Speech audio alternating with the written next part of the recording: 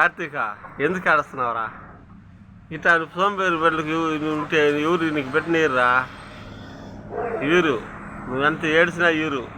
నువ్వు ఎక్కులు పట్టి ఏడ్చినా ఇవ్వరా?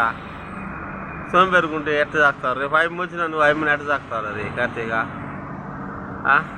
వచ్చిన పెట్టిన కూడా ఫస్ట్ పెడితే ఈ మరి ఇప్పుడు నాకు పెళ్ళి కాలేదు నువ్వు అని ఏడిస్తే కుక్క పెట్టి ముట్టుకు ఊరేస్తారా?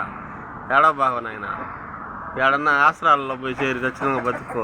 పెళ్ళి ఎందుకు ఒక అమ్మ గడుపు అమ్మ తల్లి పుట్టిన బిడ్డని నాశనం చేస్తావు? ఆ బిడ్డ ఇంకేడన్నా నచ్చినా బాస్తుంది ఇంకొకరిని కట్టుకొని. చెప్పు, సాకలేనోడికి నీకు పెళ్ళి ఎందుకు? భార్యని అనపరచిన వాడికి పెళ్ళాం ఎందుకురా?